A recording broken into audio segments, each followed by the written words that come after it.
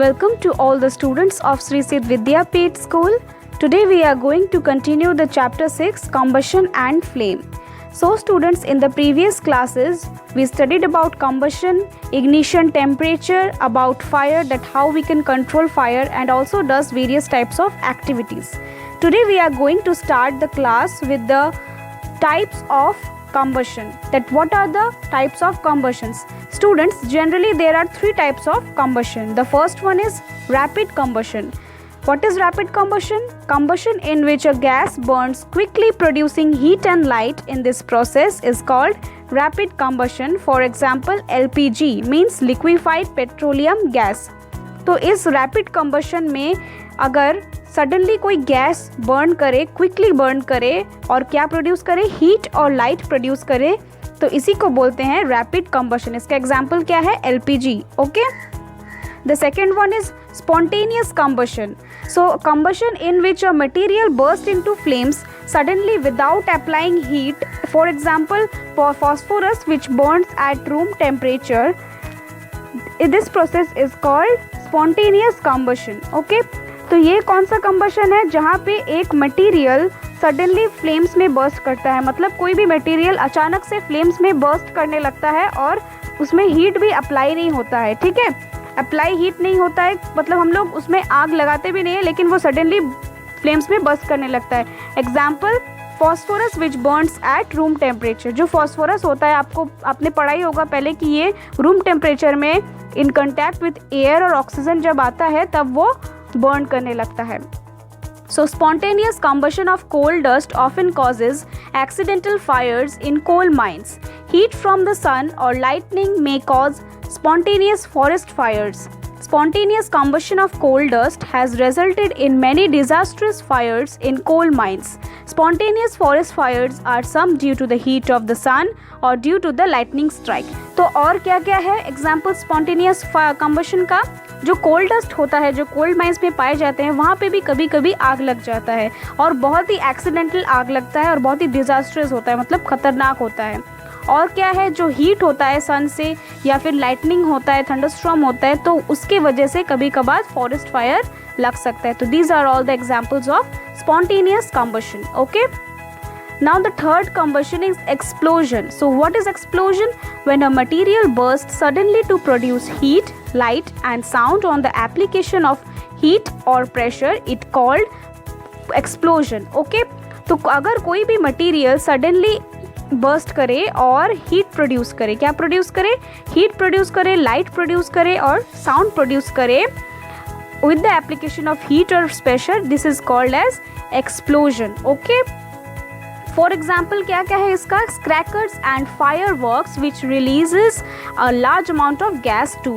तो जो पटाखा हम लोग दिवाली में फोड़ते हैं या फिर कोई फायर वर्क्स, तो वो सारे होते हैं एक्सप्लोजन कम्बशन. ओके, जो सडनली बर्स्ट करते हैं और हीट, लाइट और साउंड प्रोड्यूस करते हैं.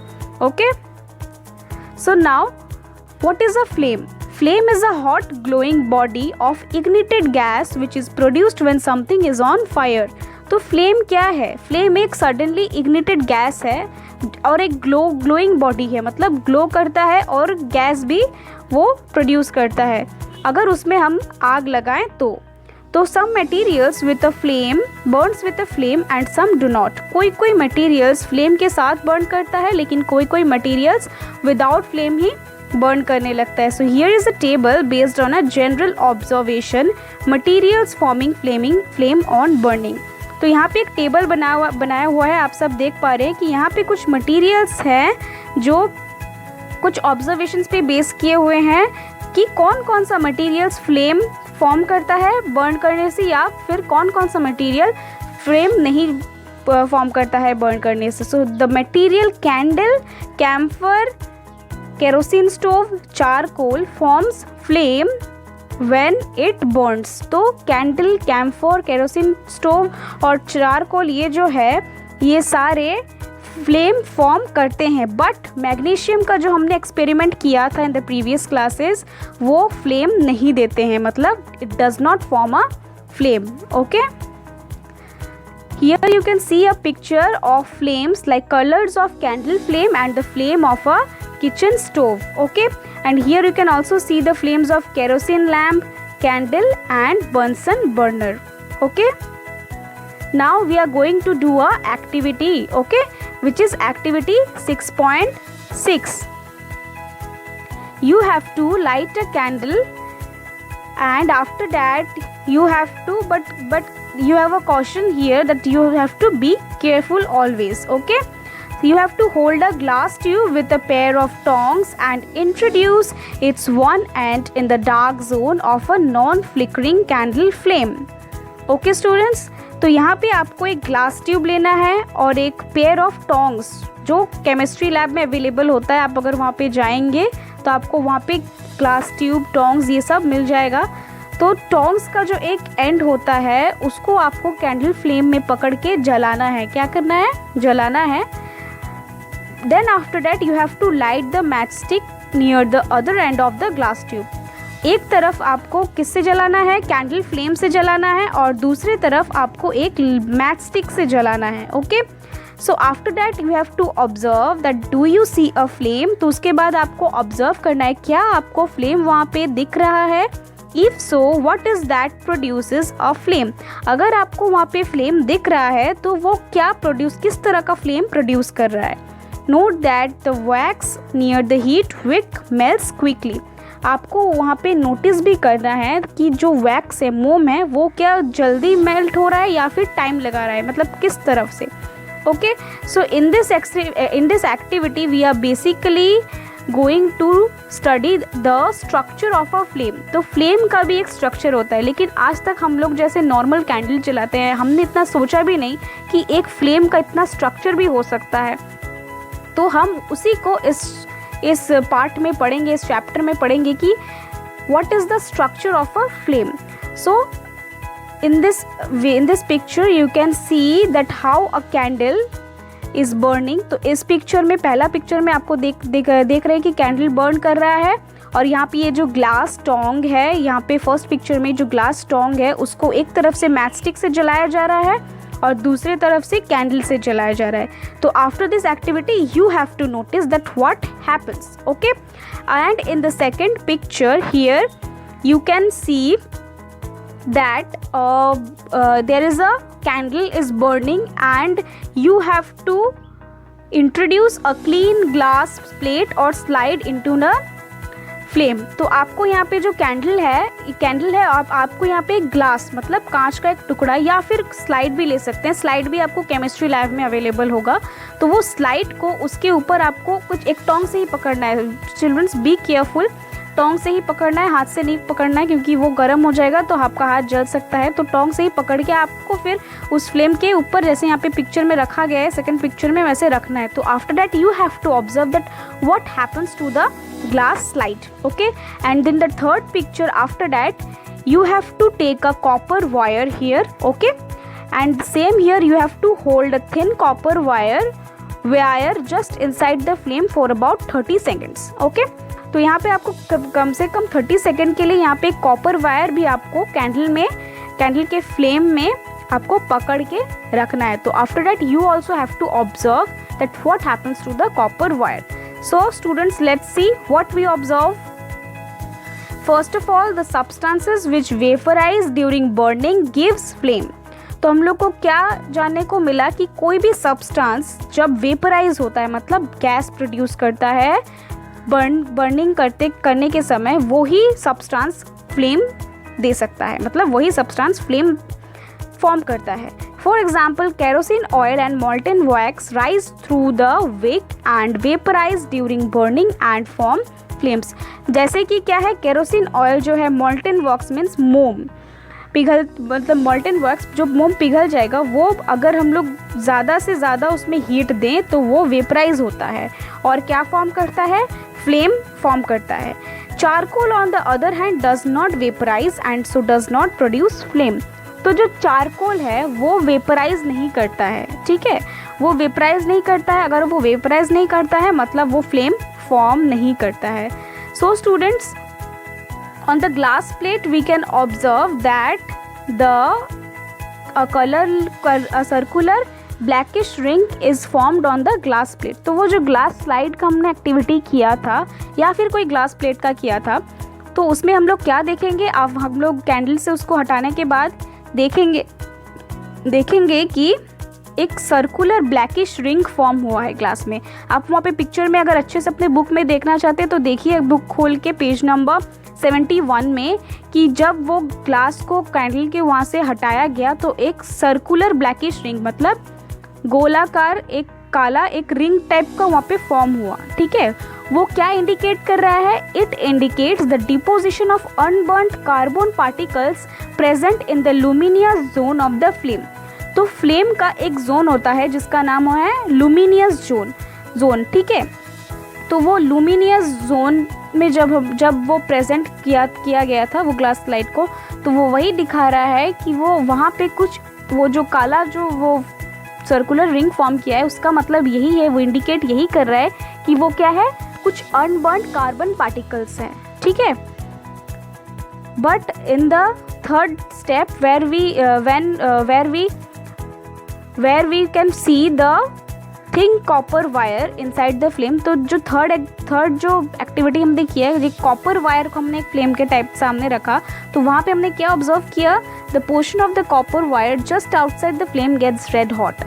तो वो जो कॉपर वायर का जो पोर्शन था आउटसाइड द फ्लेम, जो फ्लेम के अंदर था उसको छोड़ के, मतलब जो बाहर में जितना सारे पोर्शन था, you can also see this picture in your book, तो वो क्या हुआ, वो पूरा गर्म होके लाल हो गया। ठीक है, this part of the flame is the hottest part. तो वो पार्ट क्या है फ्लेम का, बहुत ही हॉटेस्ट पार्ट है। तो यहाँ पे आपको हर एक फ्लेम का हर एक पार्ट में आपको एक एक चीज़ रखना है और ऑब्जर्व करना है कि कैसा वो हीट कर रहा है, क्या प्रोड्यूस कर रहा है, यही है इस एक्टिविटी का मतलब। So now the main part is the structure of a flame. So a flame has a 3 zones. तो फ्लेम का 3 जोन जनरली होता है। The first one is outermost zone, second one is middle zone, and the third one is innermost zone. What is an outermost zone? Outermost zone is blue in color and is the hottest part of the flame. This is also known also the zone where complete combustion takes place. तो जो outermost zone है वो क्या किस colour का है?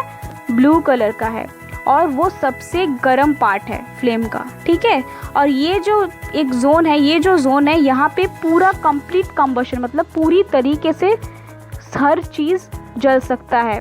ठीक है, वहाँ पे जल सकता है। The second one is middle zone. Middle zone is yellow in colour and is moderately hot. In this zone partial combustion takes place. तो जो मिडिल जोन है ये कौन सा कलर का है? येलो कलर का है और हल्का हॉट है, मतलब मॉडरेट, एकदम एवरेज हॉट है वहाँ पे, मतलब बहुत ज़्यादा हॉट नहीं है, थोड़ा सा कम है उससे। और इस जोन में पार्शियल कंबशन टेक्स प्लेस, मतलब ये जो जोन है यहाँ पे हल्का कंबशन होता है, मतलब पूरी तरीके से कंबशन नहीं होता है, लाइक एवरेज मीडियम कंबशन यहाँ पे होता है। The third one is innermost zone is black in colour and least hot. Here we can find the unburned wax vapours of a candle. जो इनरमोस्ट जोन है वो कौन से कलर का है? ब्लैक कलर का है और सबसे कम गर्म है। ठीक है, जहाँ पे हम पा सकते हैं कुछ अनबर्न्ड वैक्स वेपर्स। ठीक है, मतलब अनबर्न्ड कार्बन पार्टिकल्स और या फिर वैक्स वेपर्स कैंडल का। Okay, and here you can see the structure and the picture of the different zones of candle flame। तो यहाँ पे आप different zones देख सकते हैं candle flame का। the outer part is outer zone in which complete combustion takes place and which is blue in color, and the middle zone is where partial combustion takes place which is yellow in color. Outer zone is the hottest part, middle zone is the moderately hot, and the least hot is yellow in black in color. Okay, and the innermost zone is unburnt wax vapors and which is black in color। तो ये जो structure, ये जो picture है आपको अच्छी तरीके से याद करना है, ये बहुत ही इंपॉर्टेंट पार्ट है चैप्टर का। Okay students, now there is a question arise that why do goldsmith blow at the outermost zone of a flame for melting gold and silver। तो यहाँ पे एक इम्पोर्टेंट क्वेश्चन आ रहा है, जो गोल्ड स्मिथ होते हैं, जो सुनार लोग होते हैं, वो आउटर मोस्ट जोन में ही क्यों फ्लेम में वहाँ आउटर मोस्ट जोन में ब्लो मतलब हवा क्यों देते हैं कोई भी गोल्ड या फिर सिल्वर को मेल्ट करने के लिए? Because the outer most zone of a flame is the hottest part. Okay, gold and silver have high melting points and hence goldsmith blow at the outermost zone of the flame to melt the gold and silver quickly. तो वो जो outer most zone है हमने यही पढ़ा कि वो सबसे ज़्यादा हॉटेस्ट पार्ट है. तो गोल्ड और सिल्वर जो है हाईली मेल्ट, उनका मेल्टिंग पॉइंट जो है बहुत हाई है, वो मेटल्स हैं, बहुत ही हाई मेल्टिंग पॉइंट है, इसीलिए गोल्डस्मिथ वहाँ पे ब्लो करते हैं ताकि वो जो गोल्ड और सिल्वर है वो जल्दी मेल्ट हो सके. Okay students, so students the remaining part of the chapter we will do in the next class. Till then write the notes in your fair copy, learn the notes and read the chapter thoroughly to understand this chapter properly. Okay, and students, if you all have any doubt you can ask me. I am going to clear your all doubts. So students, we will soon meet with the remaining part of the chapter in the next class. Till then, stay safe in your home and study well. This chapter is very interesting. Okay, thank you students.